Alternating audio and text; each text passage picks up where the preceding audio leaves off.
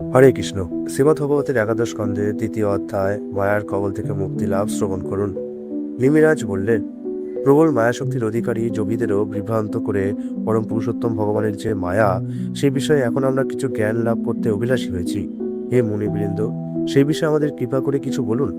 পরম পুরুষোত্তম ভগবানের মহিমা বিষয়ে আপনার অমৃতবাণী আমি যদিও পান করছি, তবু আমার তৃষ্ণা এখনো তৃপ্তি লাভ করেনি। শ্রী ভগবান এবং তার ভক্তমণ্ডলীর সম্পর্কিত ওই ধরনের অমৃতময় বিবরণী আমার মতো যারা জড়জাগতিক সৃষ্টির তৈগুণ্যজনিত দুঃখ দুর্দশায় জর্জরিত, সেই সকল বদ্ধ জীবদের যথার্থই ঔষধি স্বরূপ। শ্রী অন্তরিক্ষ বললেন, হে মহাবলশালী রাজা, পার্থিব উপাদানগুলিকে সক্রিয় করার মাধ্যমে সকল সৃষ্টির পরমাত্মা সমস্ত জীবকে উচ্চ এবং নিচ এই ধরনের প্রজন্মগুলিতে প্রেরণ করেছেন, যাতে ওই বদ্ধ জীবগণ তাদের অভিলাষ অনুসারে ইন্দ্রিয় উপভোগ অথবা পরম মুক্তিলাভের অনুশীলন করতে পারেন। এইভাবে সৃষ্ট জীবের পার্থিব শরীরগুলির মধ্যে পরমাত্মা প্রবেশ করেন, তাতে মন এবং ইন্দ্রিয়াদি সক্রিয় করেন এবং ইন্দ্রিয় তৃপ্তি উপভোগের জন্য জড়জাগতিক প্রকৃতি ত্রিবিধ গুণবৈশিষ্ট্যের প্রতি বদ্ধ জীবকে অগ্রসর হওয়ার কারণ সৃষ্টি করে থাকেন। পরমাত্মার দ্বারা উজ্জীবিত পার্থিব ইন্দ্রিয়াদির সাহায্যে পার্থিব শরীরের প্রভু হয়ে জীব জড়া প্রকৃতি দ্বিগুণ সমন্বিত ইন্দ্রিয়াদির সাহায্যে ইন্দ্রিয় উপভোগ্য বস্তুগুলি ভোগ করবার চেষ্টায় প্রবৃত্ত হয়ে থাকে। এইভাবে প্রকৃতির সৃষ্ট পার্থিব শরীরটিকে সে জন্মরহিত নিত্য স্বরূপ ভ্রান্তি বোধ করে এবং শ্রী ভগবানের মায়াশক্তির কবলে সর্বদাই আবদ্ধ হয়ে থাকে। উত্তরোত্তর পার্থিব আশা আকাঙ্ক্ষার বশবর্তী হয়ে শরীরধারী জীব নানা ধরনের ফলাশ্রয়ী কাজকর্মে তার সক্রিয় ইন্দ্রিয়গুলি নিয়োজিত করে। তখন সে সুখ এবং দুঃখ বলতে যা বোঝায় তেমন অনুভূতি নিয়ে সারা জগতে বিচরণ করতে করতে তার পার্থিব ক্রিয়াকর্মের ফল ভোগ করতে থাকে। এইভাবেই বদ্ধজীব বারবার জন্ম এবং মৃত্যুর অভিজ্ঞতা লাভ করতে বাধ্য হয়। তার নিজেরই কর্মফলের বন্ধনে আবদ্ধ হয়ে সে বাধ্য হয়ে এক অশুভ পরিস্থিতি থেকে অন্য এক অশুভ পরিবেশের মধ্যে অসহায় অবস্থায় পরিভ্রমণ করতে থাকে। সৃষ্টির মুহূর্ত থেকে বিশ্ব প্রলয়ের পর্যন্ত দুর্দশা সে ভোগ করেই যায়। পার্থিব উপাদানগুলির বিনাশ সমাসন্ন হলে পরম পুরুষোত্তম ভগবান তার অনাদি অনন্ত মহাকালের গর্ভে সর্বপ্রকার অভিব্যক্ত সৃষ্টির স্বরূপ স্থূল এবং সূক্ষ্ম বৈশিষ্ট্যাদি সহ ইত্যাদি আকৃষ্ট করে থাকেন এবং সমগ্র বিশ্ব ব্রহ্মাণ্ড তখন অব্যক্ত অবস্থায় বিলীন হয়ে যায়।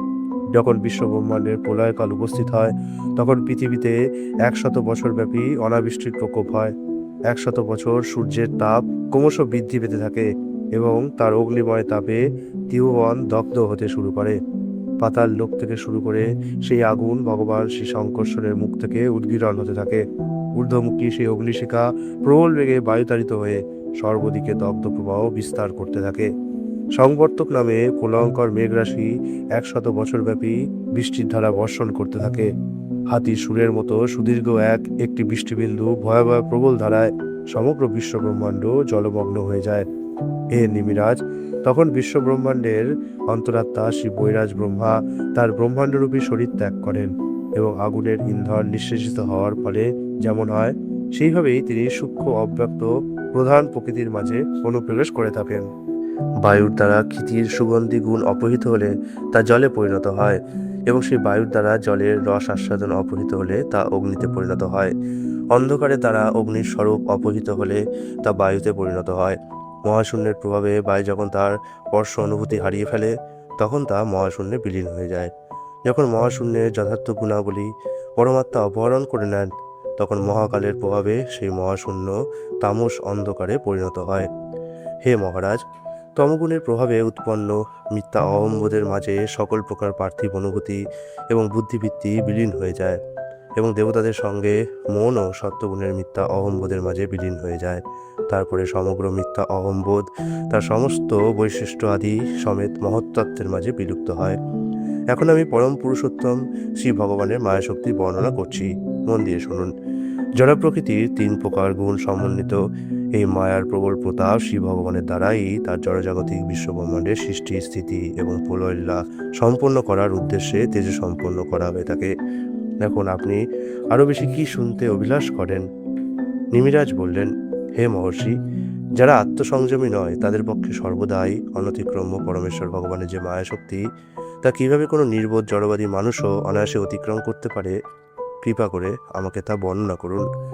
শ্রী প্রভুত্ব বললেন, মানুষের সমাজে নারী ও পুরুষদের ভূমিকা অনুসারে বদ্ধ জীবগণ মিথুন সম্পর্কে আবদ্ধ হয়ে থাকে।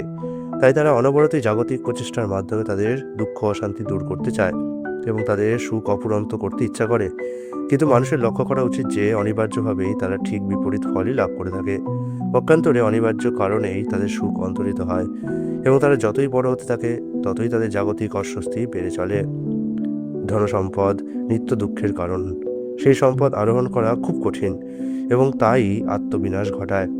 মানুষ তার ধনসম্পদ থেকে কি সুখ যথার্থভাবে পায়?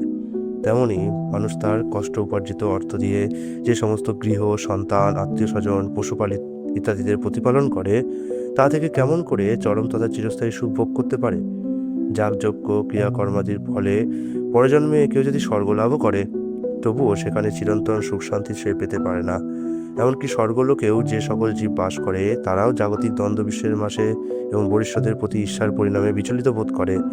আর যেহেতু তাদের পুণ্য ফল ক্ষয় হতে থাকে, তখন স্বর্গবাসের সুযোগ হ্রাস পায় এবং তার ফলে স্বর্গবাসীরা তাদের স্বর্গীয় জীবনধারা নষ্ট হয়ে যাওয়ার আতঙ্কে ভীতিগ্রস্ত হয়ে থাকে। তাই সাধারণ নাগরিকদের কাছে প্রশংসিত রাজাদের মতোই তারা নিত্য শত্রুভাবাপন্ন রাজাদের কাছে নিগৃহীত হয় এবং তার ফলে তারা কখনোই শান্তি পান না। সুতরাং যথার্থ সুখ শান্তি এবং কল্যাণ আহরণে পরমাগ্রহী যে কোনো মানুষকেই সদ্গুরুর আশ্রয় অবশ্যই গ্রহণ করতে হবে এবং দীক্ষা গ্রহণের মাধ্যমে তার কাছে আত্মনিবেদন করা প্রয়োজন।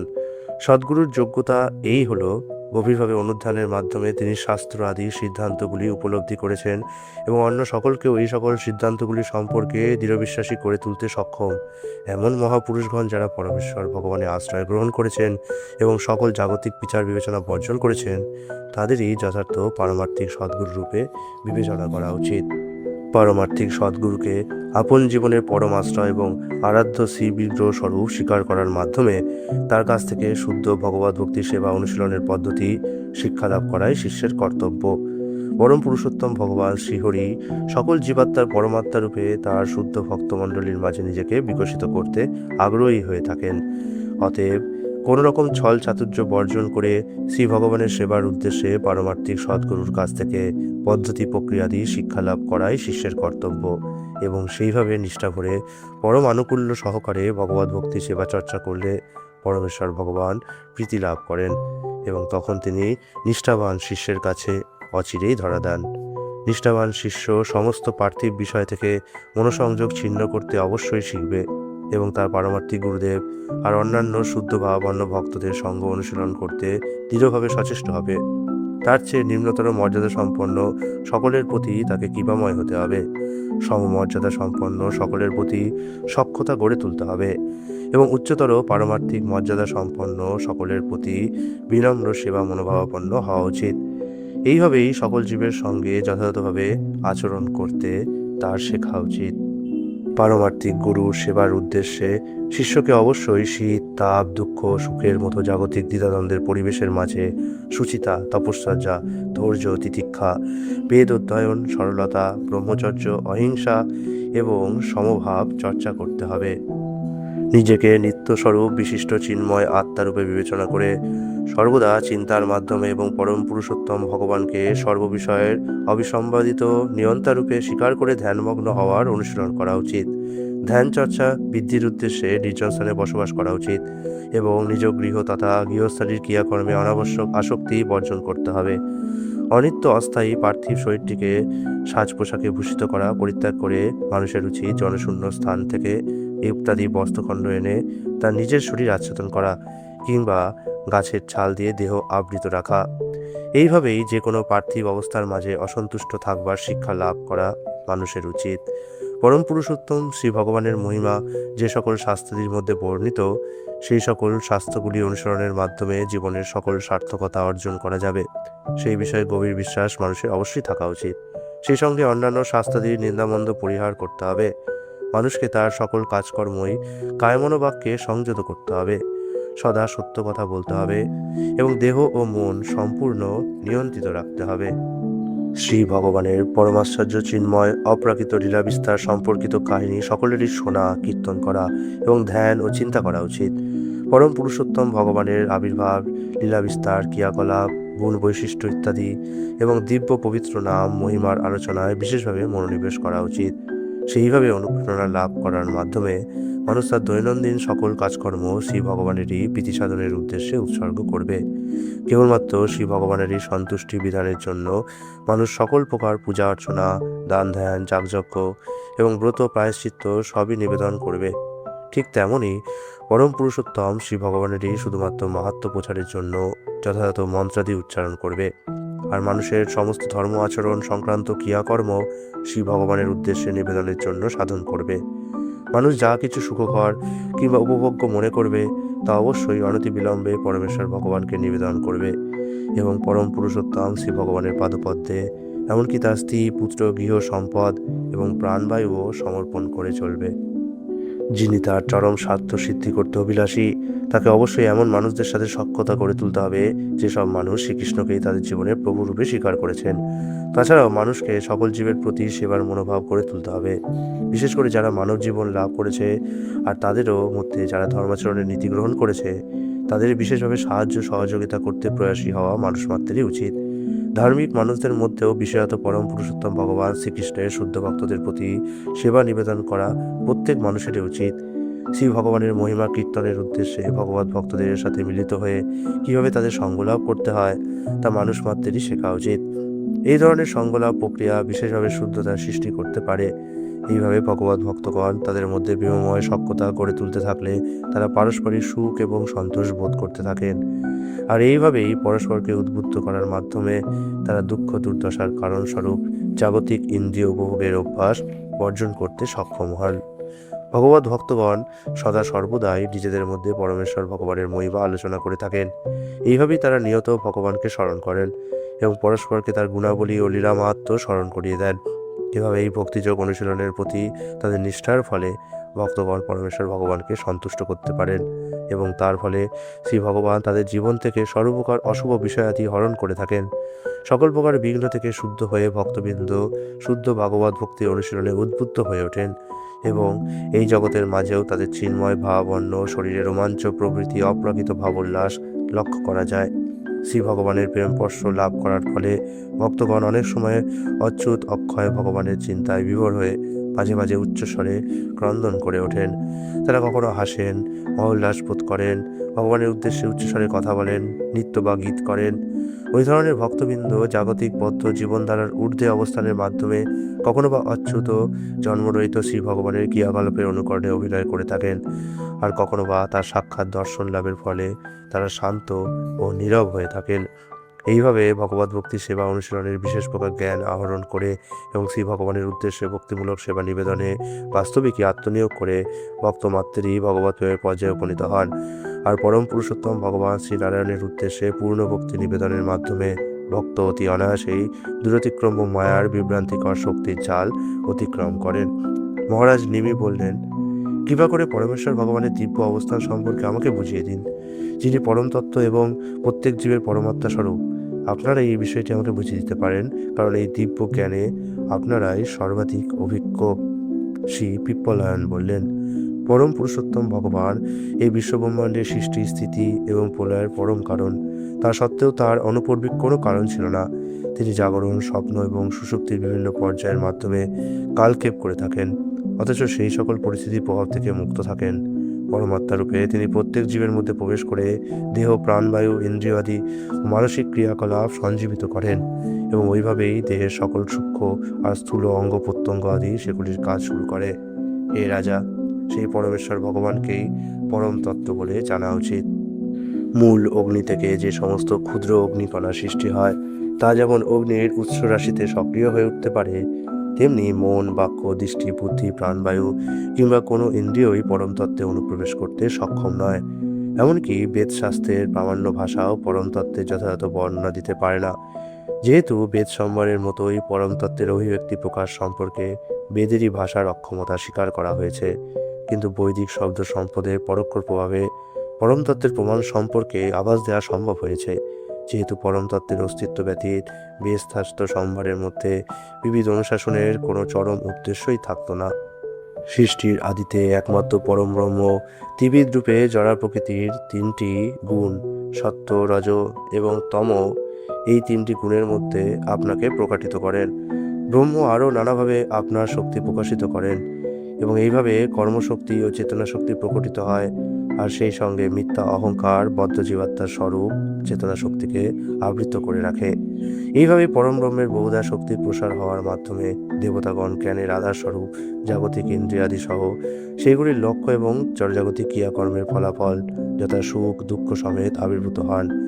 এইভাবেই সূক্ষ্ম কারণরূপে এবং স্থূল জড়জাগতিক সামগ্রীর রূপ নিয়ে জড়জাগতিক চাক্ষুষ কারণরূপে জড় প্রকৃতির প্রকাশ ঘটে। সমস্ত সূক্ষ্ম এবং স্থূল সৃষ্টির প্রকাশের উৎস ব্রহ্ম, একই সাথে পরম সত্তারূপে ওই সব কিছুরই অতীত। ব্রহ্মরূপে শাশ্বত আত্মার কখনোই জন্ম হয়নি এবং কখনোই মৃত্যু হবে না, এবং তার বৃদ্ধি কিংবা ক্ষয়ও হবে না। সেই চিন্ময় আত্মাই প্রকৃতপক্ষে জড়জাগতিক শরীরের পরিবর্তনশীল যৌবন, পৌরতা এবং মৃত্যুর তত্ত্ব সম্পর্কে অবহিত।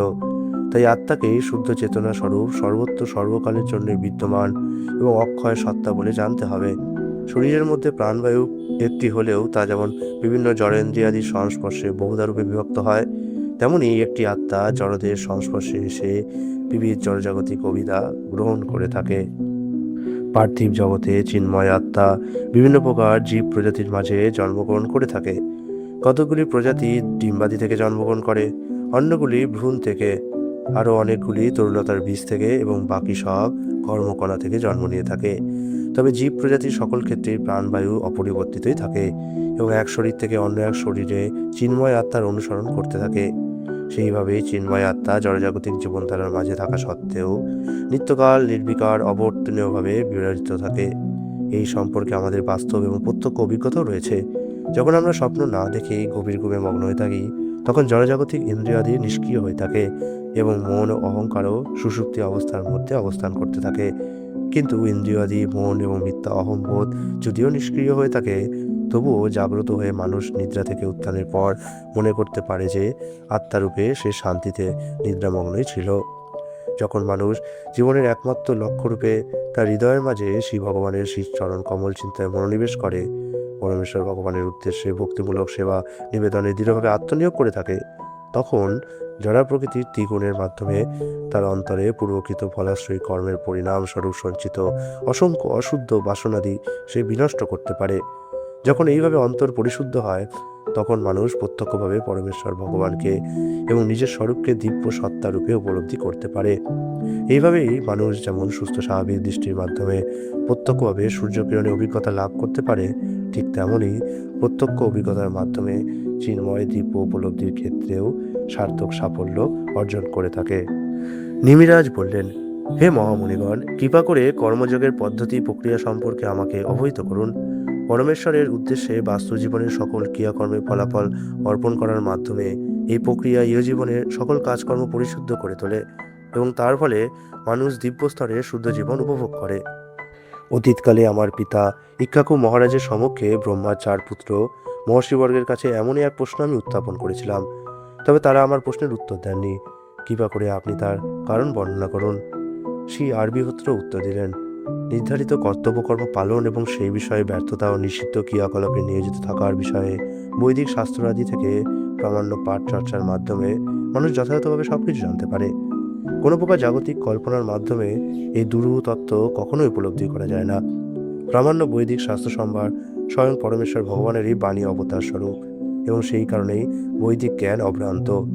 মহাবিদ্বান পণ্ডিতেরাও বৈদিক জ্ঞানের প্রামাণিকতা অবহেলা করলে কর্মবিজ্ঞান সম্পর্কে তাদের উপলব্ধির প্রচেষ্টা বিভ্রান্ত হয়ে থাকে। শিশু সুলভ এবং মূর্খ মানুষেরা জাগতিক ফলাশ্রয়ী ক্রিয়াকলাপের মধ্যেই আসক্ত থাকে, যদিও এই ধরনের সকল প্রকার কাজকর্ম থেকে মুক্ত হওয়াই জীবনের যথার্থ লক্ষ্য। সুতরাং বৈদিক অনুশাসন পরোক্ষভাবে প্রথমে ফলাশ্রয়ী ধর্মাচরণের বিধান দেওয়ার মাধ্যমে মানুষকে পরম মুক্তিলাভের পথে অগ্রসর হতে উদ্বুদ্ধ করে থাকে।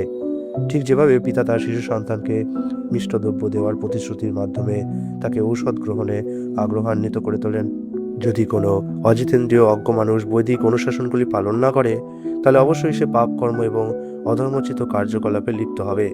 এইভাবেই জন্ম ও মৃত্যুর আবর্তে পতিত হওয়ায় তার পরিণাম হবে। নিরাসক্তভাবে বৈদিক অনুশাসন অনুসারে বিধিবদ্ধ কাজকর্ম সম্পন্ন করে তার ফলাফল পরমেশ্বর ভগবানকে উদ্দেশ্যে সমর্পণ করা উচিত। মানুষ জড়জাগতিক ক্রিয়াকলাপের বন্ধন থেকে মুক্তিলাভের সার্থকতা অর্জন করে দিব্য শাস্ত্রাদির মধ্যে যে সকল জাগতিক ফলাশ্রয়ী ক্রিয়াকর্মের বিধান দেওয়া হয়েছে সেগুলি বৈদিক জ্ঞান সম্পদের যথার্থ লক্ষ্য নয়, এবং সেইগুলির মাধ্যমে কর্মরত মানুষের আগ্রহ সঞ্চারের উদ্দেশ্যই সাধিত হয়ে থাকে।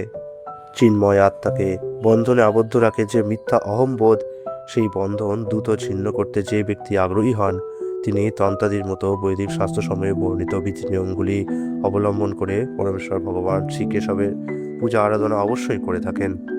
বৈদিক শাস্ত্র সম্ভারের অনুশাসনাদি শিষ্যের কাছে প্রকাশ করেন যে পারমার্থিক গুরুদেব তার কৃপালাভের মাধ্যমে ভক্ত তার নিজের কাছে সর্বাকর্ষক সেই বিগ্রহরূপে শ্রী ভগবানের বিশেষ স্বরূপ বিবেচনা করে পরমেশ্বর ভগবানের আরাধনা করেন। পরিষ্কার পরিচ্ছন্ন হয়ে প্রাণায়াম, ভূতশুদ্ধি এবং অন্যান্য প্রক্রিয়াদির মাধ্যমে শুদ্ধিকরণের পরে এবং আত্মরক্ষার্থে দেহে পবিত্র তিলক চিহ্ন অঙ্কনের মাধ্যমে প্রস্তুত হয়ে পরমেশ্বর ভগবান শ্রী বিগ্রহের সামনে আরাধনা করা উচিত। শ্রী বিগ্রহ অর্চনার জন্য যা কিছু উপকরণ প্রয়োজন সেইগুলি ভক্তের সংগ্রহ করা উচিত। নৈবেদ্য প্রস্তুত করা উচিত, ভূমিতল, তার মন এবং শ্রী বিগ্রহ প্রস্তুত করা উচিত। উপবেশনের স্থানে জল সিঞ্চন করে শুদ্ধিকরণ প্রয়োজন এবং স্নানের জল এবং অন্যান্য উপচারাদি প্রস্তুত করা উচিত। তারপরে ভক্তের শ্রী বিগ্রহটিকে যথাযথ স্থানে যথারূপে এবং যথোপযুক্ত মানসিকতায় স্থাপন করা প্রয়োজন এবং তিলকের দ্বারা শ্রী বিগ্রহের হৃদয় এবং শরীরের বিভিন্ন স্থান পবিত্রভাবে অঙ্কন করা উচিত। তারপর যথাযথ মন্ত্র সহকারে পূজা নিবেদন করা উচিত। শ্রী বিগ্রহের দিব্য শরীরের প্রত্যেক অঙ্গ প্রত্যঙ্গ সহ, তার সুদর্শন চক্রাদি অস্ত্রশস্ত্র সহ, তার অন্যান্য উপাঙ্গ বৈচিত্র্য সহ এবং তার পার্শ্বদবর্গ সমেত সকল বিষয়ে পূজার অর্ঘ্য নিবেদন করা উচিত। নিজ মন্ত্র সহকারে শ্রী ভগবানের এই সকল দিব্য আবরণের প্রত্যেকটির আরাধনা করতে হয় এবং সেই সঙ্গে প্রাত প্রক্ষালনের জন্য জল নিবেদন করতে হয়। সুগন্ধি জল, মুখ প্রক্ষালনের জল, স্নানের জন্য জল, সূক্ষ্ম বস্ত্রাভরণ, অলঙ্কারাদি, সুগন্ধি তৈলাদি, মূল্যবান কণ্ঠহার সমূহ, পূর্ণ শস্যদানা, পুষ্পমাল্য, সুগন্ধি ধূপ এবং দীপমালা অর্ঘ্য প্রদান করতে হয়। বিধিবদ্ধ রীতি অনুসারে ওইভাবে সকল বিষয়ে পূজা সমাপন করে ভগবান শ্রীহরি শ্রী বিগ্রহের কাছে শ্রদ্ধা নিবেদন সহকারে প্রার্থনা দিয়ে জানিয়ে দণ্ডবত প্রণতি জানাতে হয়। নিজেকে শ্রী ভগবানের নিত্যদাস বিবেচনা করে পূজারীকে পরিপূর্ণভাবে আত্মস্থ হতে হবে এবং শ্রী বিগ্রহ তার অন্তরে অবস্থান করছেন এই ভেবে তাকে স্মরণ করে যথার্থভাবে শ্রী বিগ্রহকে আরাধনা করতে হবে। তারপর শ্রী বিগ্রহের আরাধনার উপকরণাদি তথা নৈবেদ্যের অবশিষ্ট অংশ যথা পুষ্পমাল্য তার মাথায় ধারণ করতে হয় এবং শ্রদ্ধা সহকারে শ্রী বিগ্রহ তার যথাস্থানে স্থাপন করে পূজা সমাপন করতে হয়। সুতরাং পরমেশ্বর শ্রী ভগবানের আরাধনাকারীর উপলব্ধি করা উচিত যে পরমেশ্বর ভগবান সর্বব্যাপী সত্তা এবং সেই কারণে তাকে অগ্নি, সূর্য, জল এবং অন্যান্য সকল উপাদানের মধ্যে, গৃহে আগত অতিথির হৃদয়ের মধ্যে এবং নিজ হৃদয়ের মধ্যেও আরাধনা করা উচিত। এইভাবেই আরাধনাকারীকে অচিরে মুক্তি লাভ দেন ভগবান। ইতি শ্রীমদ্ভগবতের একাদশ স্কন্ধের মায়ার কবল থেকে মুক্তিলাভ নামক তৃতীয় অধ্যায়ের কৃষ্ণকৃপা শ্রীমূর্তি ছিল অবচারণারবিন্দ ভক্তিবেদান্ত স্বামী প্রভুপাদের দীনহীন দাসবিন্দুকৃত অনুবাদ সমাপ্ত হল। হরে কৃষ্ণ।